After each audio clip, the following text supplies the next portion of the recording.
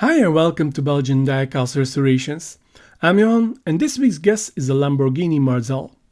This quite common model was issued in the SuperFast range between 1969 and 1974. This first edition was painted in dark metallic red and lasted until 1970. From 1971 on, the model was released in pink and orange. The real-life Marzal was a concept car designed by Bertone and only one was built. It was introduced for the first time in 1967 and was on show at the Bertone Design Study Museum until 2011, when it was sold for 1.5 million euros at Sotheby's. This specimen is a definition of playworn. The paint is all but gone, the windows are pitted and cracked, and even the wheels are destroyed from countless runs over concrete. So let's get out the tools and give this model a factory reset.